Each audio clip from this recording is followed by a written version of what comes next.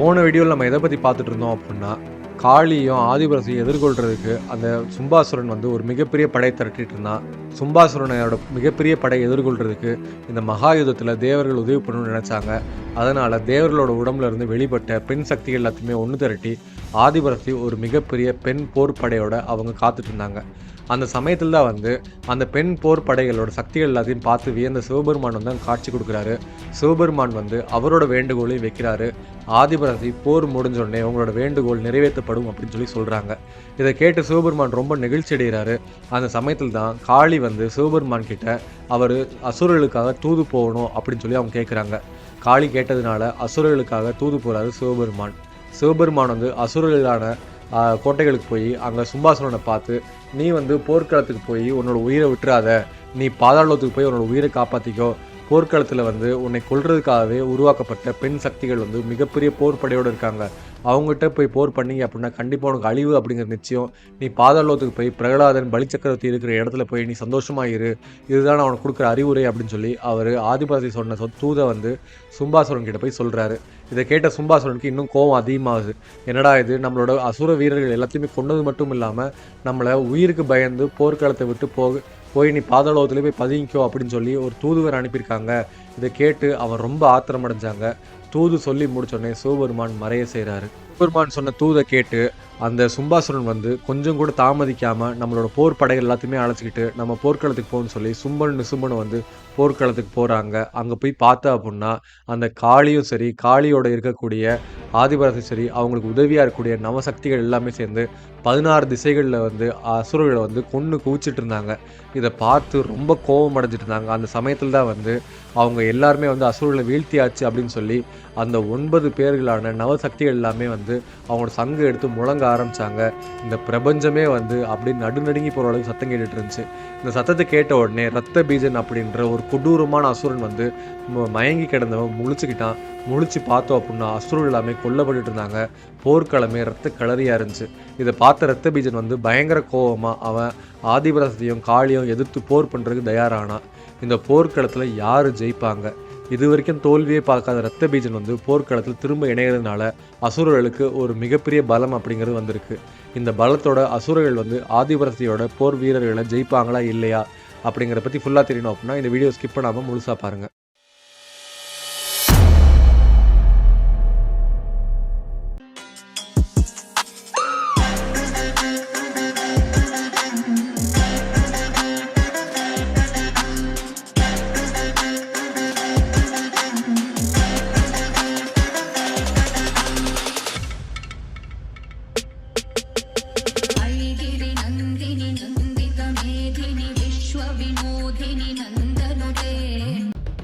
காளியும் ஆதிபரசத்தையும் சேர்ந்து அந்த அசுரர்களை மொத்தமாக வந்து கொன்று குவிச்சிட்டு இருக்காங்க. காளிக்கும் ஆதிபரசத்திக்கும் அந்த நவசக்திகளோட உதவியாலையும் அந்த அசுர படைகளை மொத்தமாக துவம்சம் பண்ணிட்டு இருந்தாங்க. அந்த சமயத்தில் தான் இனிமே அசுரர்களால் எங்கே ஜெயிக்க போகிறாங்க அப்படின்ற ஒரு நினச்சி அந்த நவசக்திகளும் அவங்களோட சங்கை எடுத்து அவங்க வெற்றி முழக்கத்தை முழங்கிட்டு இருந்தாங்க. அந்த வெற்றி முழக்கம் அப்படிங்கிறது வந்து இந்த பிரபஞ்சத்தையே உழுக்கிற அளவுக்கு ஒரு மாபெரும் சப்த ஒலியாக கேட்டுட்டு இருந்துச்சு. அந்த சமயத்தில் தான் மயங்கி கிடந்த ரத்த பீஜன் அப்படிங்கிறவன் கண்முழிக்கிறாரு. ரத்த பீஜன் கண்முழிச்சு அசுரர்களோட சேர்ந்து போர் பண்ணுறதுக்கு தயாராகிறாரு. அதை பார்த்த உடனே அசுரர்களுக்கு எல்லாமே ஒரு சந்தோஷம் ஏற்படுது. மனசில் ஒரு நம்பிக்கை அப்படிங்கிறது பிறக்குது. இதை பார்த்து சப்த கன்னிமார்கள் எல்லாருமே வந்து யோசிக்கிறாங்க, என்னடா இது, இந்த சாதாரண ஒரு அசுரன் வந்து இந்த அசுர படையோட சேர்ந்ததுனால எல்லா அசுரர்களும் இவ்வளோ உற்சாகமாக போர் பண்ணிட்டு இருக்காங்களே, இவ்வளோ நேரம் அவங்க கண்ணில் தெரிஞ்சிட்டு இருந்த பயம் அப்படிங்கிறது ஒரு துளி கூட தெரியல. அப்படின்னா இந்த அசுரன் என்ன அவ்வளோ பெரிய ஆளா அப்படின்னு அவங்க யோசிச்சுட்டு இருக்காங்க. அந்த சமயத்தில் ரத்த பீஜன் அப்படிங்கிற யார் அப்படின்ற தெரியணும் அப்படின்னா ரத்த பீஜன் அப்படிங்கிறவனோட பேர் காரணத்தையும் அவனோட சக்தி என்ன அப்படிங்கிறத நம்ம முதல்ல தெரிஞ்சுக்கணும். ரத்த பீஜன் அப்படிங்கிற ஒரு அசுரன் வந்து தீவிரமான சிவபக்தன். ஒரு சமயம் சிவனை நோக்கி கடுமையாக தவம் பண்ணி சிவபெருமான் கிட்ட ஒரு வரம் வாங்கினார். என்ன அப்படின்னா, போர்க்களத்தில் எனக்கு காயம் ஏற்பட்டுச்சு அப்படின்னா என் காயத்திலிருந்து வெளிப்படக்கூடிய ஒரு துளி ரத்தத்திலிருந்து புது புது இரத்த பீஜர்கள் உருவாகணும். அந்த புது இரத்த பீஜர்களுக்கு காயம் பட்டுச்சு அப்படின்னா அவங்க உடம்புல இருந்து வரக்கூடிய இரத்தத்தில் இருந்து புது இரத்த பீஜர்கள் உருவாகணும். அவங்க எல்லாருமே என்னை போலவே பலம் வாய்ந்தவங்களாகவும் என்னை போலவே ஆயுதம் பொருந்தியவங்களாகவும் இருக்கணும் அப்படின்னு அவர் வரம் கேட்டார். இந்த வரத்தை வந்து சிவபெருமானும் கொடுத்தாரு. இந்த வரத்தை வச்சு தான் 14 லோகத்தையும் வந்து இந்த இரத்த பீஜன் வந்து தன்னோட கட்டுக்குள்ள வச்சிருந்தாரு. இவருக்கு பெரிய படை அப்படிங்கிறது தேவைப்படாது. இவர் ஒரு ஆள் மட்டுமே போதும். அந்த போர்க்களத்துல காயம் ஏற்பட்டுச்சு அப்புட்னா, இவருக்கு படை அப்படிங்கிறது அந்த நிமிஷமே அவருக்கு உருவாக ஆரம்பிச்சிரும். அத வச்சு அவர் எப்பேர்ப்பட்ட வீரனா இருந்தாலும் சரி, எப்பேர்ப்பட்ட படைகளா இருந்தாலும் சரி, எல்லாத்தையுமே அவர் துவம்சம் பண்ணி அவரோட காலுக்கு கீழ பணிய வைப்பாரு. இப்பேர்ப்பட்ட அசுரன் வந்து தான் கூட வந்து போர்க்களத்துல இணைஞ்சிட்டாங்க அப்படின்னு தெரிஞ்ச உடனே அசுரர்கள் எல்லாமே ஆரவாரத்தோட, அவங்க இன்னும் அதீத உற்சாகத்தோட அவங்க போர் பண்ணிட்டு இருந்தாங்க. இத பார்த்த நவசக்திகள் எல்லாமே யோசிக்கிறாங்க. என்னடா இது சாதாரணமான ஒரு அசுரனுக்கு இவ்ளோ பலமா? இந்த ஒரு அசுரன் வந்து சேர்ந்த உடனே இந்த வீரர்கள் எல்லாமே இவ்ளோ உற்சாகமாவும், இவ்ளோ வீரத்தோடையும், அவங்க கண்ல இருந்த பயத்த எல்லாத்தையுமே மறந்து, அவங்க இன்னும் தீரமா போர் பண்ணிட்டு இருக்காங்க. அப்படி இந்த அசுரன் யாரு? அப்படிங்கிறத பத்தி அவங்க யோசிச்சுட்டு இருந்த சமயத்துல தான், அந்த சமயத்துல இந்த ரத்த பீஜன் வந்து போர்க்களத்த உத்து பார்க்குறாரு. நவசக்திகள் எல்லாமே வந்து அசுரர்கள பந்தாடிட்டு இருந்தாங்க. அவங்க எல்லாருமே வந்து அவங்கள கொலை பண்ணிட்டு இருந்தாங்க. ஈவு இரக்கம் இல்லாம அசுரர்கள வேட்டையாடிட்டு இருந்தாங்க. அப்பதான் வந்து ரத்த பீஜன் வந்து யோசிக்கிறாரு. நம்ம வந்து யாரு ரொம்ப கோவமா இருக்காங்களோ, அவங்கள வந்து குறி வச்சு, அவங்களோட நம்ம போர் பண்றதுக்கு தாக்கணும் அப்புட்னா, அவங்களோட சக்தி வாய்ந்த ஆயுதத்தினால நம்மள எதிர்த்தாக்குதல் பண்ணுவாங்க. அந்த எதிர்த்தாக்குதல்னால நம்ம காயம் ஏற்பட்டு, நம்ம உடல்ல இருந்து வெளிப்படக்கூடிய ஒவ்வொரு துளி ரத்தத்துல இருந்து புது புது அசுரன் அப்படிங்கிறது உருவாவாங்க. அந்த அசுரன வச்சு இந்த ஆதிபரத்தையும் அவங்களோட படைகள மொத்தமா நம்ம வந்து அழிச்சிரலாம் அப்படின்னு சொல்லி அவர் யோசிக்கிறாரு. அந்த சமயத்துல அவர் உத்து பார்க்குறாரு. உத்து பார்த்தப்ப தான் தெரியுது, வைஷ்ணவி அப்படின்ற ஒரு பெண் சக்தி வந்து ரொம்ப கொடூரமா போர் பண்ணிட்டு இருக்காங்க. அவங்க கையில இருக்கக்கூடிய சக்கராயுதத்த வந்து எல்லா அசுரர்கள் மேல ஏவி, அந்த சக்கராயுதம் வந்து எல்லா அசுரர்களோட தலைய வெட்டி அவங்கள கொடூரமா கொலை பண்ணிட்டு இருக்கு. அப்போ இந்த ரத்த பீஜன் வந்து தேர்ந்தெடுக்கிறாரு. இந்த வைஷ்ணவி தான் நமக்கு சரியான ஆளு. இவங்களோட சக்கராயுதத்த நம்ம மேல பயன்படுத்துனாங்க அப்படின்னா, நமக்கு அதீதமா காயம் ஏற்படும். அதீதமான ரத்தம் வெளியே வரும். அதனால அதீதமான ரத்த பீஜர்கள் உருவாவாங்க அப்படின்னு சொல்லி அவர் யோசிக்கிறாரு. அதே மாதிரி வைஷ்ணவிய பார்த்து அவங்களோட தலைய நோக்கி இவரோட சக்தி ஆயுதத்த அவங்க ஏவுறாங்க. ரத்த பீஜன் ஏவுன சக்தி ஆயுதத்த வைஷ்ணவி வந்து அவங்களோட கதையால தடுத்துட்டு, அவங்க என்ன பண்றாங்க அப்புட்னா, கோவம் அதிகமாகி தன்னோட சக்கராயுதத்த ரத்த பீஜன் மேல செலுத்துறாங்க. அந்த சக்கராயுதம் வந்து ரத்த பீஜன் மேல வந்து அதீதமான காயங்கள் ஏற்படுது. இத எதுவுமே ரத்த பீஜன் கொஞ்சம் கூட பொருட்படுத்தவே இல்ல. அவர் அந்த சக்கராயுதத்தை எதிர்த்து எதிர்த்தாக்குதலும் பண்ணவே இல்ல. ஏன் அப்படின்னா, அந்த சக்கராயுதம் ஏற்படுத்தின அதீதமான காயத்தினால அவன் உடம்புல இருந்து அதீதமான ரத்தம் அப்படிங்கிறது வெள்ளமா பெருக்கெடுக்க ஆரம்பிக்குது. அது பூமியில பட்ட ஒவ்வொரு துளியில இருந்தும் புது புது ரத்த பீஜங்கள் உருவாகிட்டு வந்துட்டு இருந்தாங்க. இத பார்த்து எல்லாருமே அதிர்ந்து போனாங்க. என்னடா இது! இந்த ரத்த பீஜன் உடம்புல இருந்து விழுகக்கூடிய ஒவ்வொரு துளி ரத்தத்துல இருந்து இவ்ளோ ரத்த பீஜர்கள், அதுவும் அந்த ரத்த பீஜன் போலவே பலம் வாய்ந்தவர்களாவும், அவங்க கையில இருக்க ஆயுதத்த ஏந்தினவங்களாவும் இருக்காங்க அப்படின்னு சொல்லி அவங்க வந்து யோசிக்கிறாங்க. இப்படி ரத்த பீஜனோட சக்திய பத்தி கொஞ்சம் கூட உணராத ஐந்திரி அப்படின்ற பெண் சக்தி வந்து, அவங்க என்னடா இது! இந்த சக்கராயுதம் பட்டுமே இந்த ரத்த பீஜன் சாகல அப்படின்ற கோவத்துல அவங்களோட ஆயுதத்த எடுத்து பலவிதமா ரத்த பீஜன தாக்குறாங்க. ரத்த பீஜன் கொஞ்சம் கூட எதிர்த்தாக்குதல் பண்ணவே இல்ல. அவர் உடம்புல காயம் அப்படிங்கிறது அதீதமா ஏற்படுது. திரும்ப திரும்ப திரும்ப திரும்ப ரத்த பீஜன் மாரியே புது புது ரத்த பீஜர்கள் உருவாயிட்டே இருந்தாங்க. புதுசா உருவான ரத்த பீஜர்களோட சண்டை போடாம, பிராமணி அப்படிங்கிற ஒரு சக்தி யோசிக்கிறாங்க. நம்ம ரத்த பீஜர்கள் உடம்புல இருந்து உருவான புது புது ரத்த பீஜர்களோட சண்டை போடுறதுக்கு, நம்ம பழைய ரத்த பீஜனோட சண்டை போட்டோம் அப்புட்னாலே, அவன தோற்கடிச்சிட்டோம் அப்புட்னா, இவங்கலாம் இறந்துருவாங்க அப்படின்னு நான் நினைக்கிறேன் அப்படின்னு சொல்லிட்டு, அவங்க என்ன பண்றாங்க அப்புட்னா, அவங்களோட பிரம்ம தண்டத்தால அந்த ரத்த பீஜன அடிக்கிறாங்க. திரும்ப வந்து அவனுக்கு காயம் தான் ஏற்படுது. ஆனா, அவன் இறக்க செய்யவே இல்ல. சமயம் மகேஸ்வரி வந்து அவங்களோட சூலாயுதத்த எடுத்து பலவிதமா அந்த ரத்த பீஜன குத்தி அவங்க வந்து காயம் ஏற்படுத்த செய்றாங்க. பின்னாடியே நரசிம்மி அப்படிங்கிறவங்க அவங்களோட கத்தியால ரத்த பீஜன பலவிதமா கீறி அவனுக்கு அதீதமான காயங்கள் ஏற்படுத்த வைக்கிறாங்க. வராகி அப்படிங்கிறவங்க அவங்களோட கோரப்பல்லால அவன குத்தி, குத்தி, குத்தி, குத்தி அவன் உடம்புல ஏகப்பட்ட காயங்கள உருவாக்குறாங்க. இத எதுவுமே வந்து ரத்த பீஜன் கொஞ்சம் கூட பொருட்படுத்தவே இல்ல. ஏன் இவங்கள ஒரு சக்தியாவே அவன் பொருட்படுத்தவே இல்ல. ஏன் அப்படின்னா, இவங்கள ஏற்படுத்துற காயத்துல இருந்து அவனுக்கு உடம்புல இருந்து வெளிய வரக்கூடிய ஒவ்வொரு துளி ரத்தத்துல இருந்தும் புது புது ரத்த பீஜர்கள் வருவாங்க. அந்த ரத்த பீஜர்கள்னால அசுர படை அப்படிங்கிறது பெருகிக்கிட்டே போகுது. அதனால அசுரர்களுக்கு பலம் அப்படிங்கிறதா வரும் அப்படின்னு சொல்லி அவன் யோசிச்சுட்டு இருந்தான். இப்படி இந்த சக்திகளால ஏற்படுத்தப்பட்ட காயத்தினால புது புது ரத்த பீஜர்கள் உருவாயிட்டே இருந்தாங்க. அசுர படை அப்படிங்கிறது பெருகிட்டே இருந்துச்சு. அசுரர்கள் எல்லாமே ரொம்ப ஆரவாரத்தோட, சந்தோஷத்தோட அவங்க வந்து போருங்கிறது இன்னும் இன்டென்ஸா பண்ண ஆரம்பிச்சுட்டே இருந்தாங்க. இந்த அசுர படை அப்படிங்கிறது வீழ்த்தவே முடியாத ஒரு மிகப்பெரிய சக்தி வாய்ந்த படையாக மாறிட்டு இருந்துச்சு. இதை பார்த்து தேவர்கள் எல்லாமே ரொம்ப வருத்தத்தோடையும் அவங்க என்ன பண்ணுறதுன்னு தெரியாமல் அவங்க குமுறிட்டு இருந்தாங்க. என்னடா இது, இதுக்கு மேலே அசுரர்களை ஜெயிக்கவே முடியாது போல அப்படின்னு சொல்லி அவங்க யோசிச்சுட்டு இருந்தாங்க. அந்த சமயத்தில் ஆதிபராசக்தியை பார்த்து அந்த தேவர்கள் எல்லாமே கத்துறாங்க. ஆதிபராசக்தியை நீங்கள் என்னமோ அந்த ரத்த பீஜனை கொன்றுவேன்னு சொன்னீங்க, ஆனால் ரத்த பீஜனோட படை அப்படிங்கிறது இவ்வளோ பெருசாக வளர்ந்துட்டே இருக்கு. அவன் மேலே ஏற்படுத்துகிற காயத்தினால அவன் புதுசாக ரத்த பீஜன்கள் உருவாகிட்டே இருக்காங்க. நீங்கள் எப்படி அவனை கொல்ல போறீங்கன்னு தெரில. இது வரைக்கும் அவன் போர்க்களத்தில் தோல்வி அப்படிங்கிறதே பார்த்தது கிடையாது. இவன் வரான் அப்படின்னா அந்த போர்க்களத்தில் எதிரில் இருந்து போர் பண்ணக்கூடியவங்க மண்டிட்டு அவங்ககிட்ட சரணடைவாங்க. அப்படிப்பட்ட ஒரு மிகப்பெரிய வீரனான ரத்த பீஜன் இப்படி நம்மளை எதிர்த்து போர் பண்ணிட்டு இருக்காங்க. நீங்கள் என்ன பண்ண போறீங்க, உங்கள் யுக்திகள் என்ன, எங்களுக்கு தேவலோகம் கிடைக்குமா அப்படிங்கிறது இப்போ எனக்கு சந்தேகம் வந்துருச்சு. அந்த அளவுக்கு இவன் போர் பண்ணிட்டு இருக்கான், நீங்கள் என்ன பண்ண போறீங்க அப்படின்னு சொல்லி அவங்க கத்தி அழுதுட்டு இருந்தாங்க. அந்த சமயத்தில் ஆதிபராசக்தி ஒரு சின்ன புன்சிரிப்போட தேவர்களை பார்த்து, தேவர்களே அமைதியாக இருங்க, போர் அப்படிங்கிறது இப்போ தான் ஆரம்பிச்சிருக்கு, இன்னும் முடியலை, அதனால் நீங்கள் அமைதியாக இருங்க, வெற்றி எப்போவுமே நமக்கு தான் இருக்கும் அப்படின்னு சொல்லி அவங்க சொல்கிறாங்க. தேவர்களும் அமைதியாக நின்று வேடிக்கை பார்க்குறாங்க.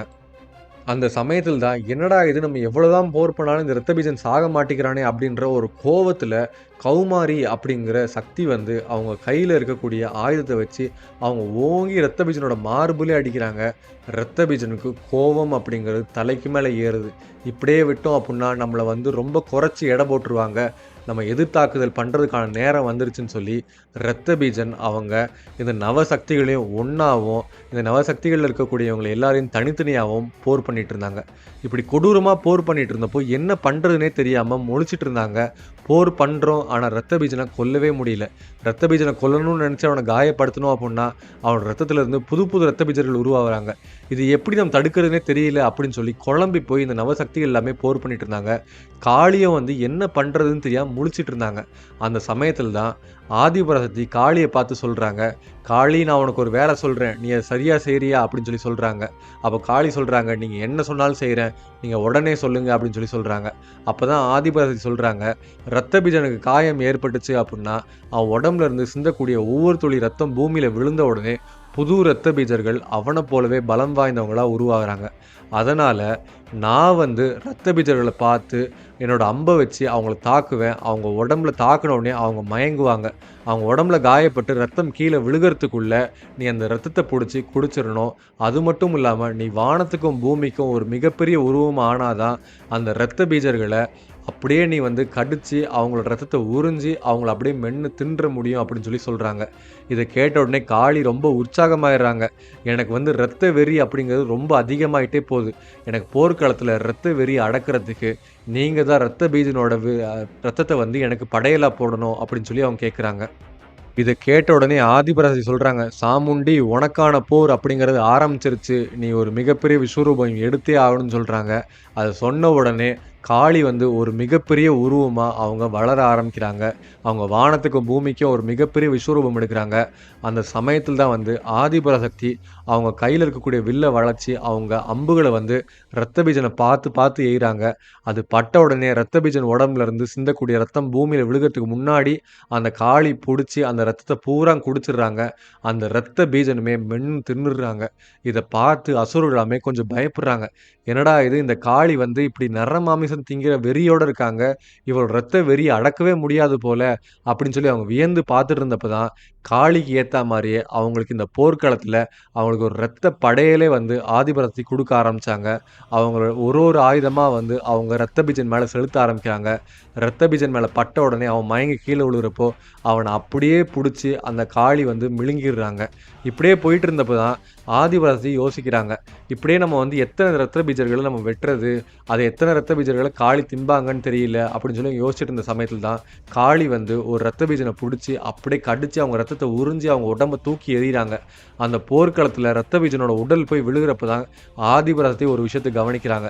என்ன அப்படின்னா, இந்த ரத்த பீஜனோட உடல்ல இருந்து ரத்தம் முழுமையாக வெளியேறிடுச்சு அப்படின்னா அவன் இறந்துடுறான். அவன் இறந்ததுக்கப்புறம் புது ரத்த பீஜனால் உருவாக முடியாது. ஏன்னா ரத்தத்தில் இருந்தால் ரத்த பீஜன் உருவாவான், உடம்புல இருந்து எந்த ரத்த பீஜனும் உருவாக மாட்டான் அப்படிங்கிறத அவங்க கணிச்சு அவங்க காளிக்கிட்ட சொல்கிறாங்க, சண்டிகையே, நீ பண்ணுறது ரொம்ப சரியான விஷயம். ரத்த பீஜன் மேலே நான் ஆயுதத்தை செலுத்தின உடனே அவனோட ரத்தத்தை மட்டும் நீ உறிஞ்சி குடிச்சிரு. எப்படி ஒரு கோழியோட கழுத்தை பிடிச்சி கடிச்சு அந்த ரத்தத்தை உறிஞ்சி அந்த கோழியை தூக்கி எறிகிறமோ அந்த கோழி வந்து திரும்ப உயிரோடு எழுந்து வரதில்லை. அதே மாதிரி இந்த இரத்த பீஜனை பிடிச்சி நீ வந்து அவனோட ரத்தத்தை முழுசாக உறிஞ்சி குடிச்சிட்டே அப்படின்னா அந்த இரத்த பீஜன் வந்து அப்படியே இறந்து போயிடுவான். நீ அவனை அப்படியே இந்த போர்க்களத்தில் தூக்கி எறியலாம் அப்படின்னு சொல்கிறாங்க. இதை கேட்ட உடனே காளி வந்து ரொம்ப உற்சாகத்தோட, கண்டிப்பாக நீங்கள் சொல்கிறது நான் அப்படியே செய்வேன். இந்த போர்க்களத்தில் இந்த இரத்த பீஜனை நான் சூறையாட போகிறேன். இது என்னோட போர்க்களம். இந்த போர்க்களத்தை நான் மொத்தமாக சூறையாடி கொள்ளையிட போகிறேன் அப்படின்னு சொல்லி அவங்க வீர ஆவேசமாக அவங்க வந்து கிளம்புறாங்க. இப்படி வீர ஆவேசமாக கிளம்புன காளிக்கு இரத்த படையல் கொடுக்கறதுக்காக ஆதிபராசக்தியும் நவசக்திகளும் சேர்ந்து அவங்க பலவிதமாக இரத்த பீஜர்களை அடிக்கிறாங்க. அவங்க அடித்த உடனே இரத்த பீஜர்களை பிடிச்சி அவங்க ரத்தத்தை உறிஞ்சி குடிச்சு அந்த காளி சூறையிடுறாங்க. இதை பார்த்து அசுரர்கள் எல்லாமே நடுநடுங்குறாங்க. எப்படிடா நம்ம ஜெயிக்க போகிறோம் அப்படின்னு சொல்லி அவங்க யோசிச்சுட்டு இருந்தாங்க. அந்த சமயத்தில் தான் வந்து உண்மையான இரத்த பீஜனோட உடலில் இருந்து எல்லா ரத்தமும் வெளியேறினதுனால அவன் மயங்கி அங்கேயே விழுந்தான். இப்படி மயங்கி விழுந்த இரத்த பீஜனை பார்த்த உடனே அசுரர்கள் எல்லாமே அலறாங்க. ஐயோ, இரத்த பீஜனே மயங்கி விழுந்துட்டாரே, இவர் திரும்ப எந்திச்சு போர் பண்ணாதான் நம்ம வந்து போர்க்களத்தில் இருக்க முடியும் அப்படின்னு யோசிச்சுட்டு இருந்தாங்க. இந்த பக்கம் பார்த்தோம் அப்படின்னா இரத்த பீஜனால் உருவாக்கப்பட்ட இரத்த பீஜன் படை அப்படிங்கிறது கொஞ்சம் கொஞ்சமாக குறைச்சிட்டே வருது. அது எல்லாத்தையுமே வந்து காளியால் சூறையிடப்படுது. சூறையிடப்பட்டதுக்கப்புறம் கடைசியாக அந்த மயங்கி விழுந்த இரத்த பீஜனை வந்து காளி கொல்றதுக்காக பார்க்குறாங்க. அந்த சமயத்தில் தான் வந்து ஆதிபராசக்தி அவங்களோட உடை வாளை எடுத்து அந்த இரத்த பீஜனோட தலையை தனியாக வெட்டுறாங்க. அதை வெட்டின உடனே அந்த தலையை பிடிச்சி காளி வந்து அவங்க ரத்தத்தை முழுசாக உரியிறாங்க. இந்த உடலில் இருந்த ஒரு சொட்டு ரத்தம் கூட வெளியே விடாமல் அவங்க முழுசாக உறிஞ்சி குடிக்கிறாங்க. இப்படி இரத்த பீஜனோட முழு ரத்தத்தையும் உறிஞ்சி குடித்ததுக்கப்புறம் காளி இரத்த பீஜனோட உடலை கூறாக பிரித்து அவங்க வாயில் போட்டு மெல்லவும் செய்கிறாங்க. இதை பார்த்த அசுரர்கள் எல்லாமே பயந்து போய் நடுநடங்கி அவங்க ஓன்னு கத்தி அழுகிறாங்க. ஐயையோ, இரத்த பீஜனே இறந்துட்டாரு, இதுக்கப்புறம் போருங்கிறது என்ன ஆக போகுதுன்னு தெரியல அப்படின்னு சொல்லிட்டு அங்கே இருந்து சில அசுரர்கள் தனக்கு உயிர் தப்பிச்சா போதும், நம்ம வாழ்கிறது தான் இருக்கோம் அப்படின்னு சொல்லி அவங்க எல்லாம் பயந்து ஓட ஆரம்பிக்கிறாங்க. சில அசுரர்கள் இரத்த பீஜன் போனா என்ன, நம்ம வந்து போர்க்களத்துக்கு வந்திருக்கோம், நம்ம வீரன் மரணம் அடைகிறது தான் வீரத்துக்கு அழகு அப்படின்னு சொல்லி அவங்க எதிர்த்து போர் பண்ணிட்டு இருந்தாங்க. அப்படி எதிர்த்து போர் பண்ண அசுரர்கள் யாருமே உயிர் அப்படிங்கிறது தப்பிக்கவே இல்லை. இப்படி தப்பிச்சு ஓட்டின சில அசுரர்கள் வந்து நேராக என்ன பண்ணுறாங்க அப்படின்னா சும்பாசுரன் போர் பண்ணிட்டு இருக்க இடத்துக்கு போய் சும்பனியும் பார்த்து அவங்க கதறி அழுகிறாங்க. இரத்த பீஜனை அவங்க கொன்னுட்டாங்க, சாதாரணமாக கிடையாது. அந்த இரத்த பீஜனோட ரத்தத்தை முழுசாக உறிஞ்சி அந்த காளி அப்படிங்கிறது கொன்றுச்சு. எப்படி தான் வந்து நம்ம போர்க்களத்தில் ஜெயிக்க போகிறோன்னு தெரியல, நம்ம வந்து பாதாளத்துக்கே போயிடலான்னு நினைக்கிறோம். இது வரைக்கும் நம்ம அனுபவிச்ச இந்த சொர்க்கபோகம் அப்படிங்கிறது போதும், நம்ம தேவர்கள்கிட்ட தேவலோகத்தை கொடுத்துட்டு நம்ம நேராக பாதாளத்துக்கே போய் ஒளிஞ்சிடலாம் அப்படின்னு சொல்லி அவங்க சொல்கிறாங்க. அந்த சமயத்தில் சும்பாசுரன் வந்து ரொம்ப கோபம் ஏற்படுது அவருக்கு. அவர் பார்த்துட்டு சொல்கிறாரு, போர்க்களத்தில் இறக்குறது அப்படிங்கிறது தான் ஒரு போர் வீரனுக்கு அழகு. அப்படி இருக்கிறப்போ நான் ஒரு பெண்ணுக்காக பயந்து நான் வந்து பாதாளத்தில் ஓடி ஒளிஞ்சேன் அப்படின்னா அதில் என்ன எனக்கு அழகு இருக்குது, என்ன புகழ் இருக்குது? அது மட்டும் இல்லாமல் இவ்வளோ வீரமான ஒரு மிகப்பெரிய அசுர சக்கரவர்த்தி ஒரு பெண்ணுக்கும் ஒரு பெண்ணால் ஏற்படுத்தக்கூடிய ஒரு படைக்கும் பயந்து அவர் ஓடி ஒளிஞ்சிட்டாரு அப்படிங்கிறத வரலாறு எப்படி பேசும்? இப்படி இழிச்சொல்லுக்கு நான் வந்து ஆளாகணும் அப்படிங்கிறது எனக்கு அவசியம் இல்லை. நீ வேணா ஓடுறவங்க ஓடுங்க, உயிரை காப்பாற்றிக்கணும்னு நினைக்கிறவங்க போய் உயிரை காப்பாற்றிக்கோங்க. நான் வந்து போர்க்களத்தில் போய் அந்த ஆதிபராசக்தியை வந்து சிறை பிடிச்சி அவளை வந்து நான் கொடுமை பண்ண போகிறேன். அது மட்டும் இல்லாமல் அந்த காளியை நான் போர்க்களத்திலே கொல்ல போகிறேன். இவ்வளோ அசுரர்களையும் இரத்த பீஜர்களையும் என்னோட தளபதிகள் எல்லாமே இறந்ததுக்கப்புறமா நான் சும்மா இருப்பேன்னு நினைக்கிறீங்களா? நீங்கள் வேணால் போங்க, நான் போர்க்களத்துக்கு போக போகிறேன் அப்படின்னு சொல்லி சும்பன் ஆவேசமாக குதிக்கிறாரு. அந்த சமயத்தில் நிசும்பன் சொல்கிறாரு, அண்ணா தம்பி இருக்கிறப்போ அண்ணன் எதுக்கு போருக்கு போகணும்? தம்பி நான் இருக்கேன், தம்பியுடையான் படைக்கஞ்சான் அப்படின்ற பழமொழி வீணாகாது. அப்படிங்கிறப்போ நான் போர்க்களத்துக்கு போய் அந்த ஆதிபராசக்தியை சிறைபிடிச்சி கொண்டு வரேன். அந்த காளியை வந்து அங்கேயே நான் கொன்று அவங்களுக்கு எல்லாத்துக்கும் பயத்தை ஏற்படுத்துகிறேன். அவங்களுக்கு துணையாக வந்த எல்லா பெண் சக்திகளையும் நான் போர்க்களத்திலே கொல்லுவேன் அப்படின்னு சொல்லி அவர் சொல்கிறாரு. இப்படி ஆவேசமாக கிளம்பின நிசும்பன் வந்து ஆதிபராசக்தியை எதிர்த்து போர் பண்ணாங்களா? அந்த இரத்த பீஜன் இறந்ததுக்கப்புறம் அந்த இரத்த பீஜனோட மறைவுக்காக அவங்க திரும்ப ஆதிபராசக்தியோட இன்டென்ஸாக போர் பண்ணி அவங்க ஜெயிச்சாங்களா இல்லையா? என்ன நடக்க போகுது? இல்லை நிசும்பனுக்கு இந்த போர்க்களத்தில் எப்படி ஆக போகுது? நிசும்பனோட போர் அப்படிங்கிறது வெற்றிகரமாக இருக்குமா அப்படிங்கிறத பற்றி நமக்கு தெரியணும் அப்படின்னா அடுத்து வர எபிசோடை நம்ம கண்டினியூஸாக பார்க்கணும். இந்த மாதிரி சுவாரஸ்யமான புராண கதைகளுக்கு நம்ம ஏல் சேனலை சப்ஸ்கிரைப் பண்ணுங்கள். இந்த வீடியோ பிடிச்சிருந்துச்சுன்னா ஒரு லைக்கை போடுங்க. உங்கள் கருத்துக்கள் என்ன அப்படிங்கிறத கமெண்ட் செக்ஷனில் லீவ் பண்ணுங்கள். அப்படியே மறக்காமல் இந்த வீடியோ உங்கள் ஃப்ரெண்ட்ஸ் அண்ட் ஃபேமிலிக்கு ஷேர் பண்ணுங்கள்.